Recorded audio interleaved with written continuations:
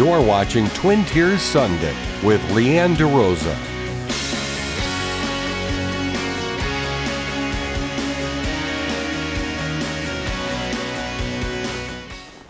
Welcome to Twin Tiers Sunday. I'm your host, Leanne DeRosa. This area is full of gems, and in today's episode, we are going to go hunting for some of those gems, both big in nature and also small in glass. So get ready, because today we're going to lose our marbles. Literally. Let's go. We're going on a marble scavenger hunt. But first, let me explain, and let's meet the men behind the marbles. So as you know, glass is very prominent in this area, but today we're focusing on a specific medium, marbles. And I'm joined now with two glass artists who specialize in making marbles, Aaron and Miles. Thank you guys for joining me today. Thank you. So we're here at the Corning Museum of Glass, and you have a ton of your marbles on display, but we're talking about how the community has gotten involved with your art, and that's through a scavenger hunt. It all starts from a Facebook page. You can participate, anyone from home. So first, Miles, tell me, what is this Facebook group and how does it work? Tell me what the name of it is. Well, it's called Gorge Glass of the Finger Lakes. It's very simple. You become a member and you view the posts. And if you see a posting of a lost marble in an area that you might know or have interest in seeing, then you can go and hunt for it.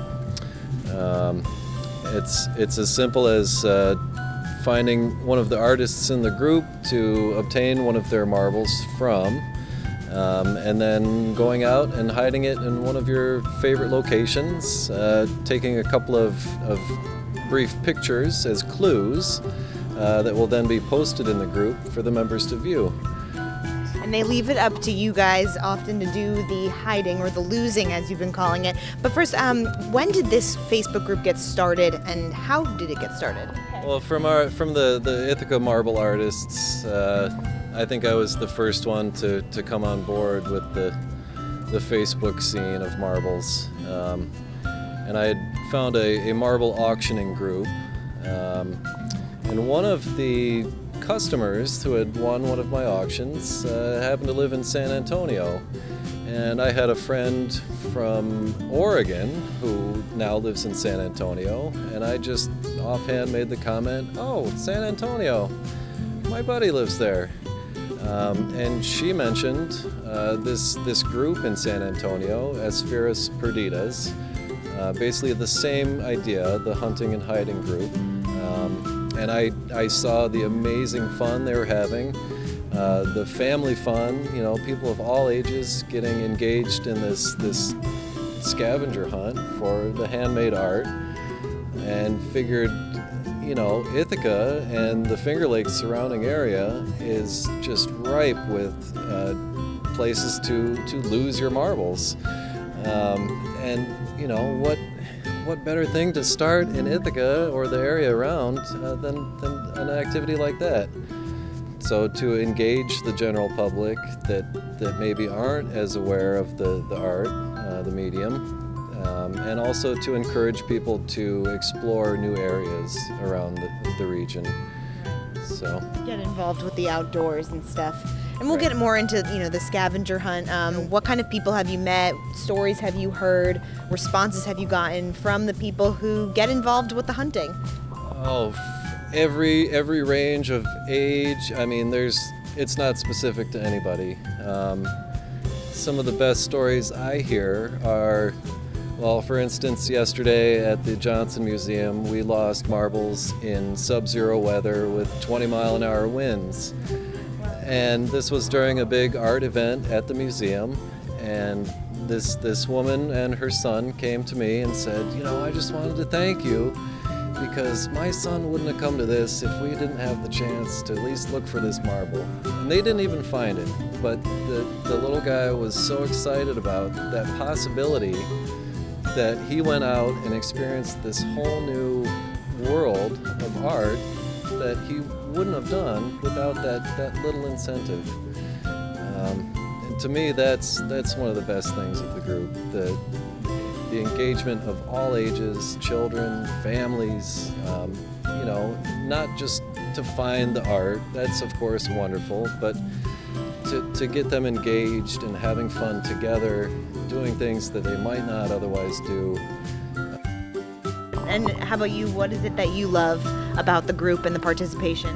Very much the same thing. I think we're caught in a day and age of computers and video games and have forgotten nature and connections, and like Miles said, it gives you an opportunity to do something with your children that's interactive.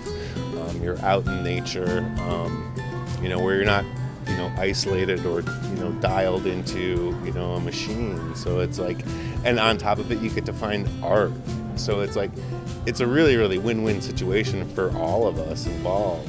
You look through the posts and you see the pictures of found, and you'll see some of the biggest smiles you've ever seen in those pictures, and that right there is worth more than selling that piece to me, for sure.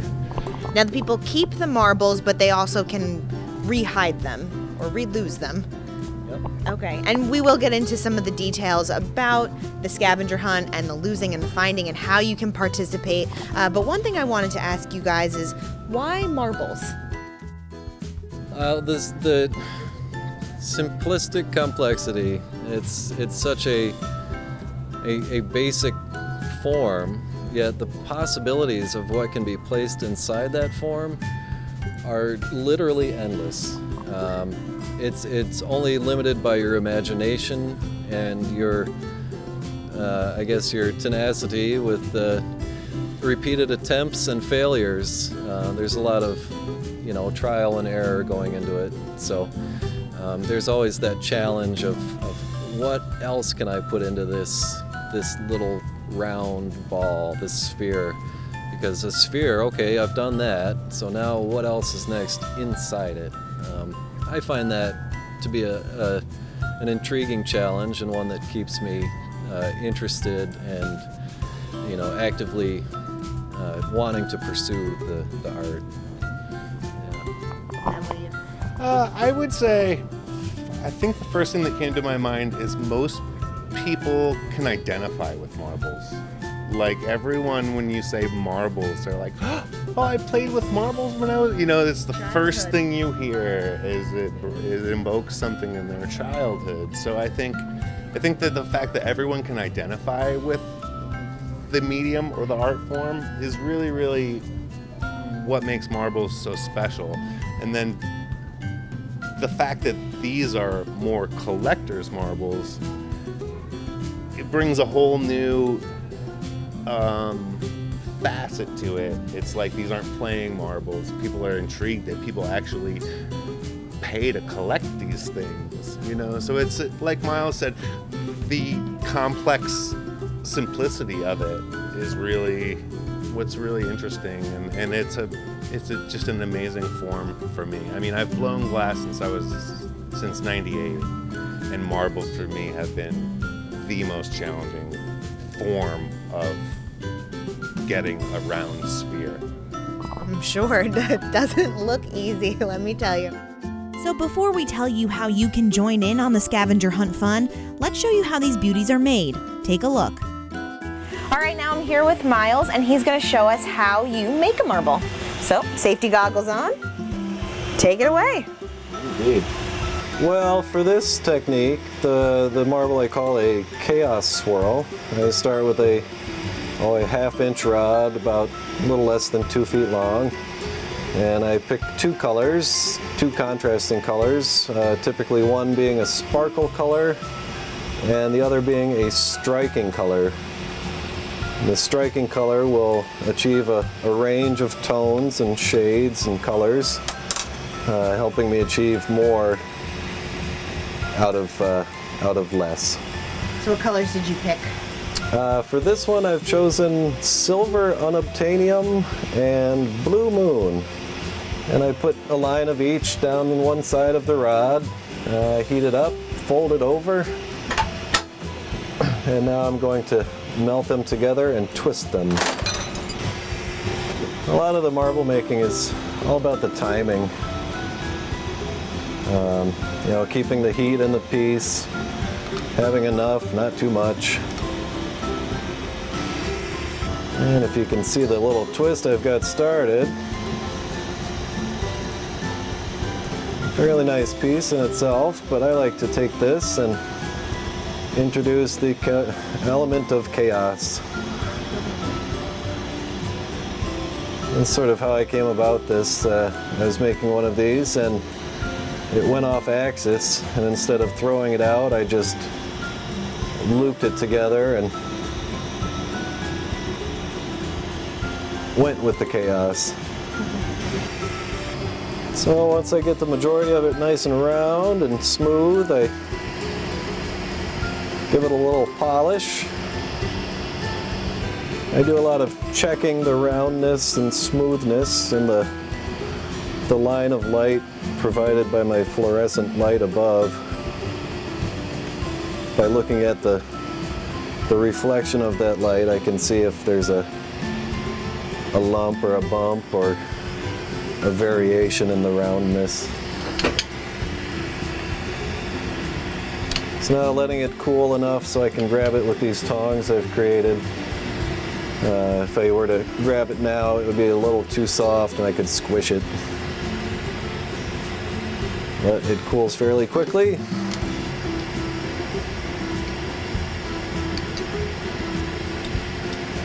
And if this was done right, it should do that and break off nice and clean. Yay!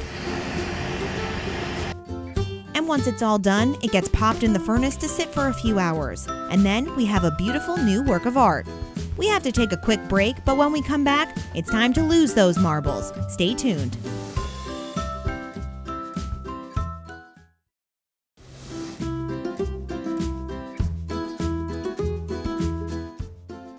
Welcome back. It's time now for our marble scavenger hunt. I set out and joined Miles and his son Walter on one of their typical afternoon walks, a prime time to lose some marbles out in nature. I try to put them in locations that are, you know, a beautiful area that people might not get to usually. That's kind of the idea of the gorge portion of the gorge glass. Our first stop, the Mundy Stone Loop up near the Cornell Plantations, one of Miles and Walter's favorite and frequent areas to explore. Okay, you gonna push it? Every time I walk the trail, I see a different spot that would be perfect for a lost marble. And it's pretty cool like that. And you see the areas in a different way when you're thinking of, you know, a lost marble.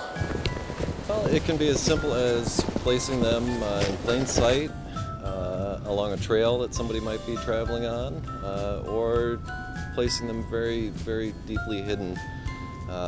It's really up to the person losing the marble to decide how much they want to make the people work for it. They can be very cryptic.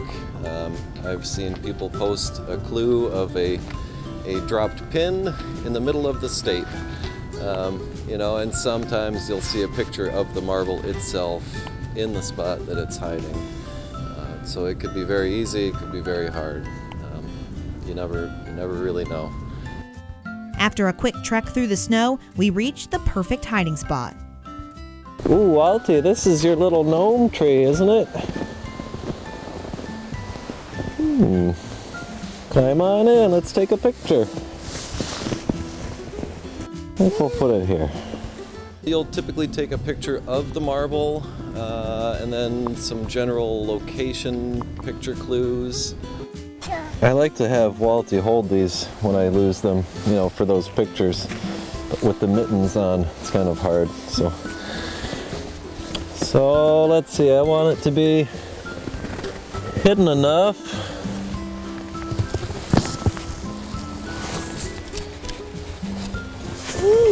There we go.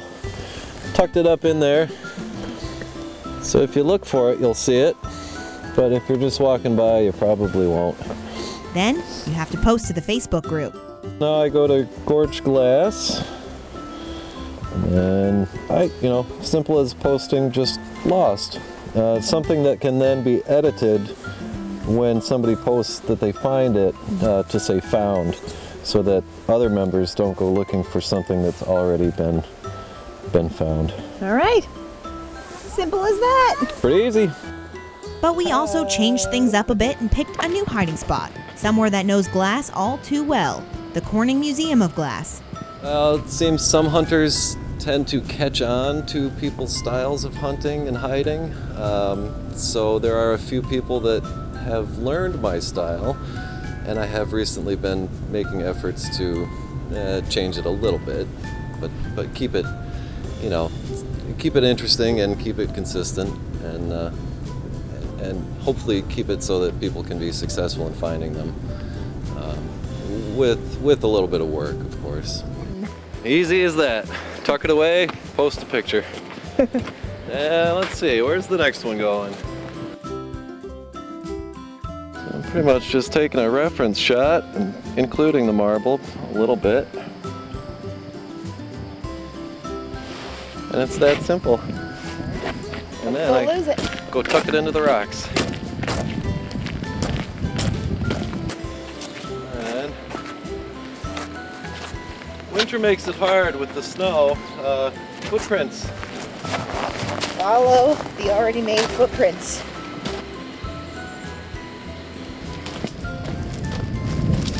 I just noticed a dark rock out of the field of rocks in general. It caught my eye, so I figure it might catch somebody else's. And if they investigate hard enough, then there they go. So there's some real digging you have to do here. Not necessarily. I mean, maybe move a rock. But you gotta know which rock. Sure. That's one thing we try to avoid, is any disruption of landscaping or damaging any property.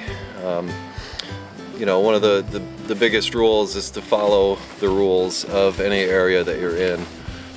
Say if we hide in a state park, typically the hides will be right on the trail because you're not allowed to go off the trails. So that can be one of the challenges as well, finding a discreet enough spot that's literally traveled by hundreds and hundreds of people.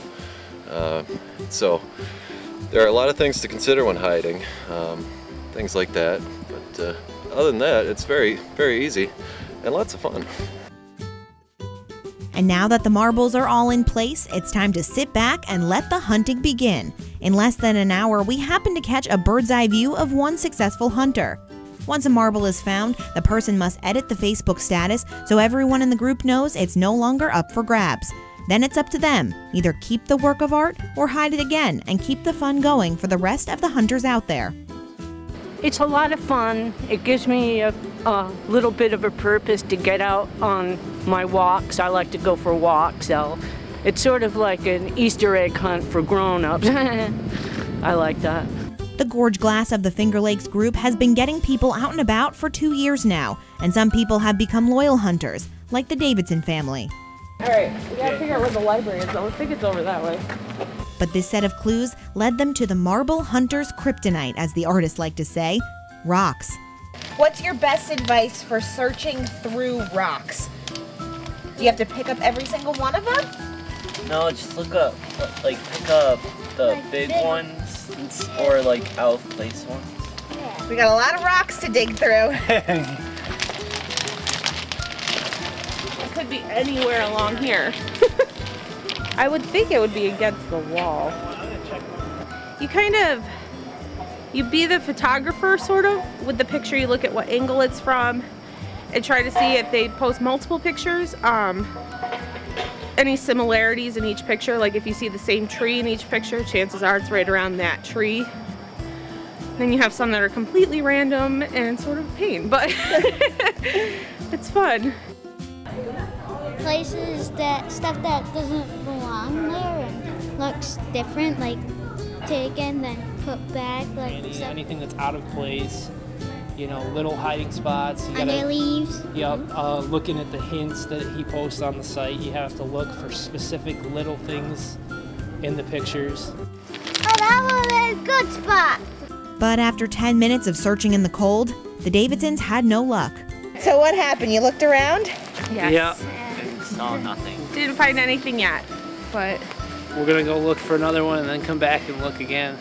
because sometimes fresh eyes help the situation. Yep. But that might have just been what they needed, I found it. because they found a few in you other got it? spots Yep. right after that. For them, it's all part of the fun. We have a winner. Some we keep, and then others we do rehide. You know, we try to keep, since we do live down here in the Corning area, we try to keep it going, you know, more for the Corning people, you know, that like to join. You know, we're trying to get more and more down in this area to be involved. You know, we do it here in Corning. We like to do it up in the Watkins Gorge. You know, that's another place that a lot of hides happen. You know, once the weather breaks, Spencer Crest, you know, that's another place that we hide. You know, we're just trying to expand it more and more out into this area. And expanding the reach of this Facebook page and getting more people involved with the art and the scavenger hunt is one of Miles's big goals. And after the break, we have suggestions for how you can get involved, so stay tuned.